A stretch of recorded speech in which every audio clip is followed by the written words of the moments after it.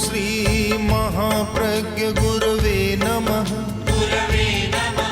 गुरवे नमः। ओम श्री महाप्रज्ञ गुरवे नमः। गुरवे नमः। गुरवे नमः। ओम श्री महाप्रज्ञ गुरवे नमः। गुरवे नमः। ओम श्री महाप्रज्ञ गुरवे नमः। गुरवे नमः। ओम श्री महाप्रज्ञ गुरवे नमः। गुरवे नमः। प्रदेशी राजा अपनी राजधानी में आ गया।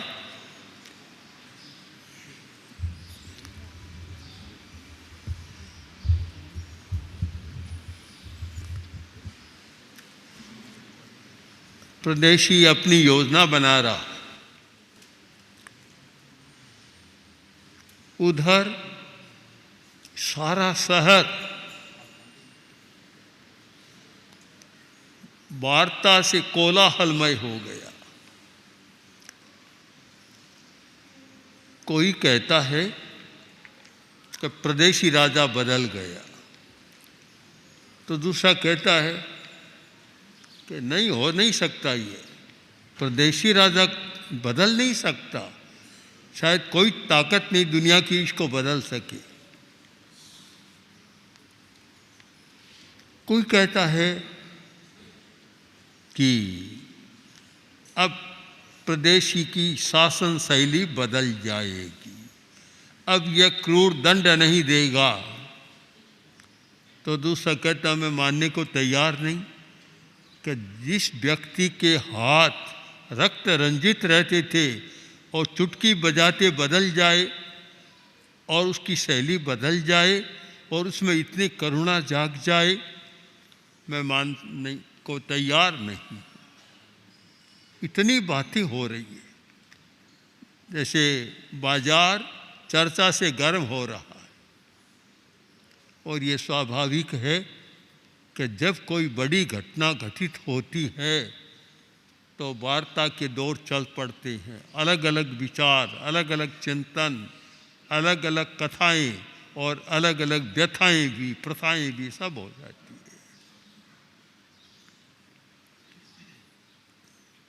कुछ समझदार लोग भी थे, वे कह रहे कैसे हुआ, सचमुच बदल गया है।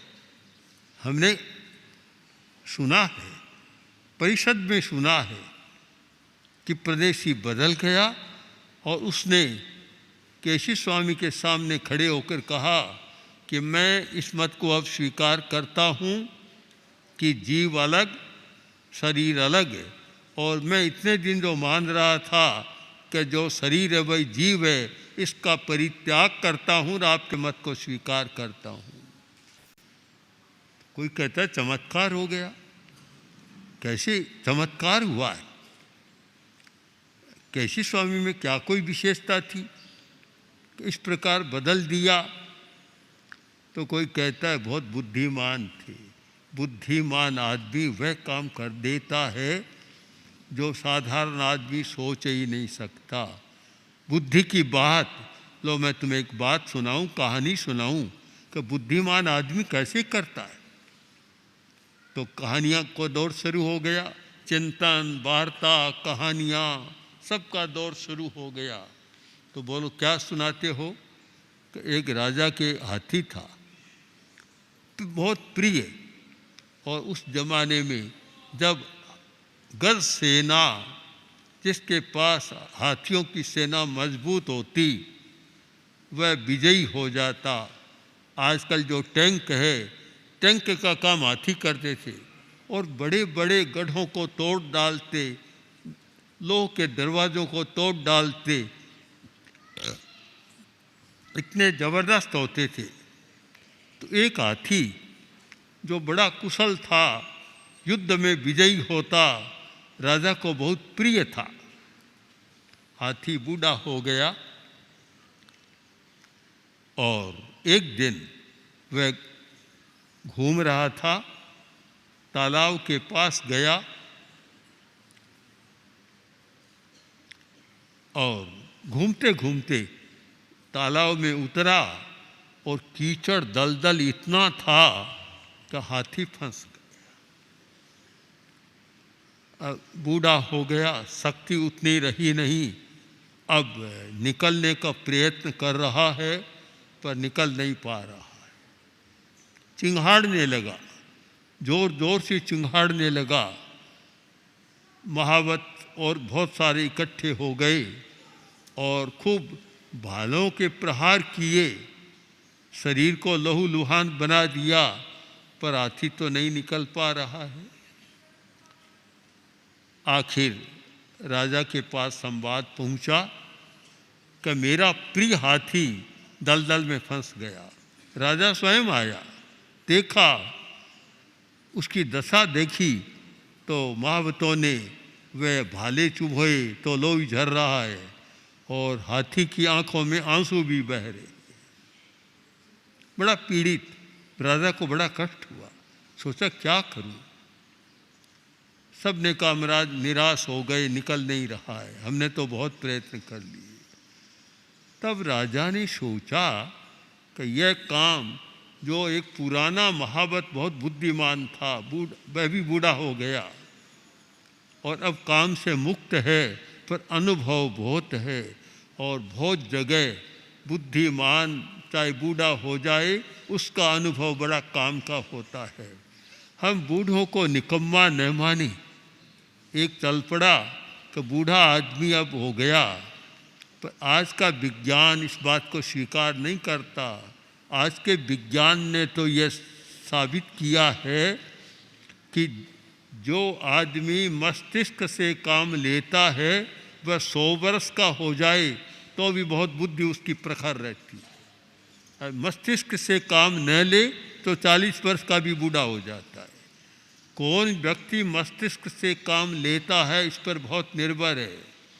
और आजकल तो एक वैज्ञानिक मान्यता यह हो गई कि जो मस्तिष्क से काम नहीं लेता वह जल्दी बूढ़ा होता है, जल्दी मरता है। मस्तिष्क से काम लेता है वह दीर्घायु भी होता है और काम भी अच्छा कर सकता है। तो राजा ने सोचा कि वह बूढ़ा जरूर है महावत, किंतु बहुत बुद्धिमान है, अभी बहुत चतुर है, बुद्धि बहुत है, उसको बुलाओ।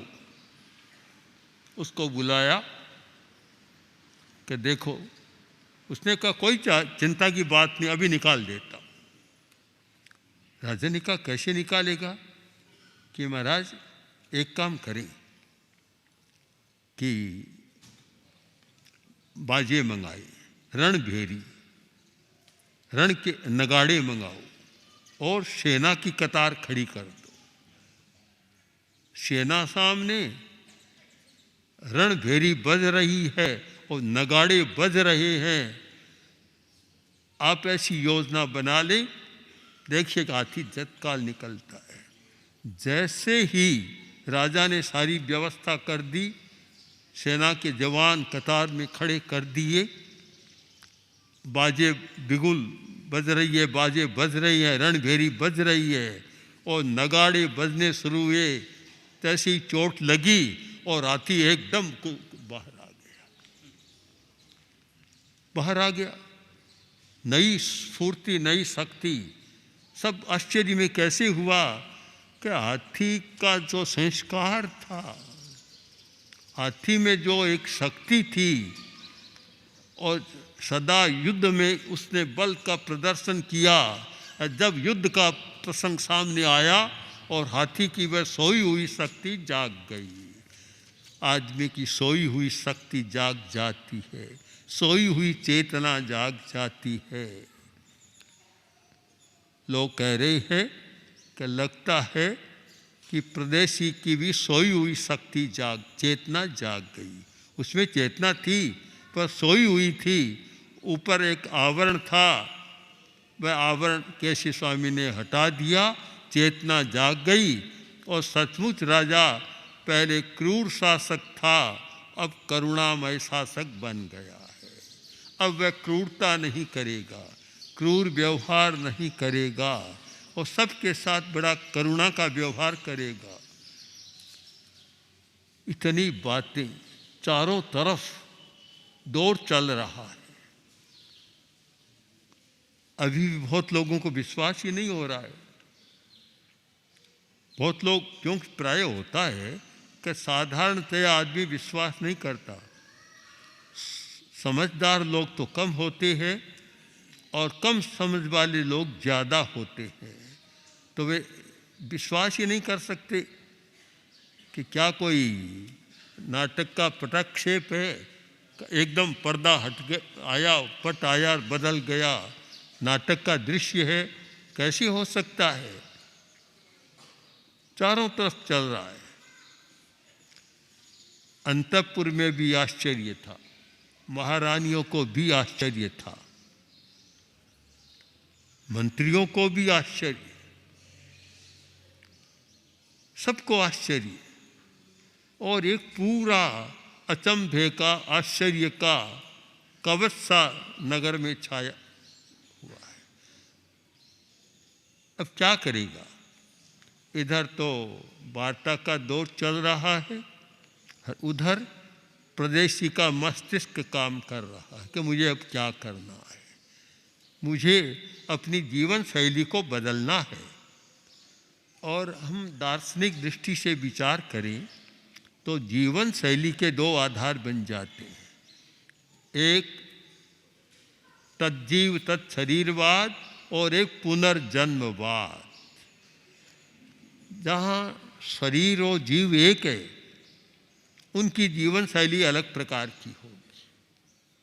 और जब यह मान लेते हैं कि जीव अलग है शरीर से, उनकी जीवन शैली अलग हो जाएगी, क्योंकि उसके सामने जीवन की समाप्ति के साथ सब कुछ समाप्त नहीं होता।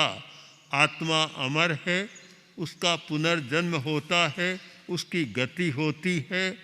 अच्छा कर्म करने वाला अच्छी गति में जाता है, बुरा कर्म करने वाला बुरी गति में जाता है। ये सारा सिद्धांत, एक आत्मा को स्वीकार करो तो कर्मवाद का सिद्धांत सामने आएगा। अगर आत्मा नहीं है तो कर्मवाद की कोई जड़ ही नहीं है। मूल जड़ है आत्मा, चेतना। आत्मा है तो फिर कर्म, फिर सुचिन्ना कम्मा सुचिन्ना फला, दुश्चिन्ना कम्मा दुश्चिन्ना फला। अच्छे कर्म का अच्छा फल और बुरे कर्म का बुरा फल। ये सारे सिद्धांत आत्मवाद, कर्मवाद और क्रियावाद, ये जैन दर्शन के महत्वपूर्ण सिद्धांत है। एक लोकवाद को और जोड़ दें तो ये जैन दर्शन के चार आधार बनते हैं, आयावाई, लोयावाई, कम्मावाई, क्रियावाई। ये चार सिद्धांत बनते हैं, पर सब कुछ आत्मा पर है। अगर आत्मा की अमरता नहीं है तो इसकी कोई आवश्यकता नहीं होती। अब प्रदेशी बैठा है, चिंतन कर रहा है, अब मुझे क्या करना चाहिए। मुझे अपनी जीवन शैली को बदलना है। मैं जब आत्मा में विश्वास नहीं करता था तो मेरी सारी जीवन शैली पदार्थ परक और भोग परक जीवन शैली थी। जब आत्मा नहीं है तो फिर पदार्थों को इकट्ठा करना, पदार्थों का संग्रह करना, अधिक से अधिक भोग करना, बस यह भोग प्रधान जीवन शैली बन जाती है। वहाँ संयम प्रधान जीवन शैली नहीं हो सकती। संयम की जरूरत ही नहीं है। संयम क्या करना है? बहुत लोग तो कहते हैं कि अवसर मिला है, बार बार मिलेगा नहीं, को जाने परे लोए अथिवा नथिवा पुणो। कौन जानता है? तो जितना करना हो सो कर लो। एक दृष्टिकोण बदलता है, शैली बदलती है। और जब यह होता है कि आत्मा है, अमर है, पुनर्जन्म होता है, तो जीवन शैली संयम प्रधान। कि मैं आत्मा हूँ, मुझे पदार्थ का भोग करना है शरीर को चलाने के लिए, पर मुझे पदार्थमय नहीं बन जाना है। पदार्थ में लिप्त नहीं हो जाना है। एक दिन मुझे छोड़ना है, छोड़कर जाना है। इसलिए मैं पदार्थ का भोग करूं, पर मेरा जीवन जहाँ पौमम जले जाए नौवलिप्पई बारिणा एवं अलिप्तं कामे हिंग तम वयम भूम माहणम।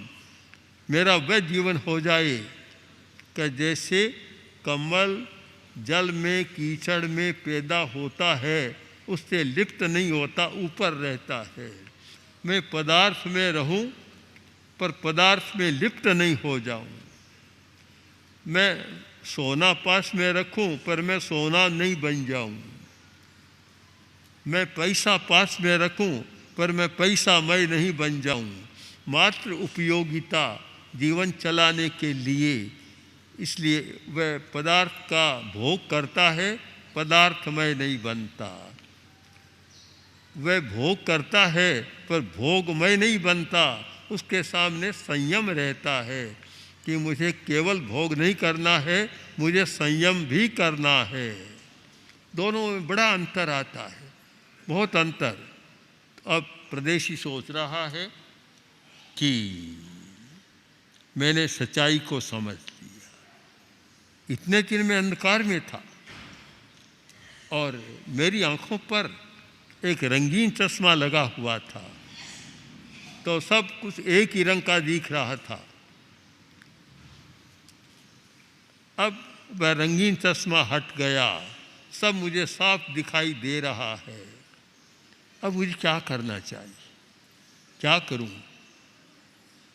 सोचा है कि मुझे प्रायश्चित करना चाहिए। मैंने बहुत क्रूर कर्म किए, बहुत अन्याय किए हैं, बहुत अन्याय किए हैं, क्रूरता का व्यवहार किया है। मेरी यह क्रूरतापूर्ण शैली बदलनी चाहिए। अब मुझे प्रायश्चित करना है। ओम श्री महाप्रज्ञ गुरवे नमः।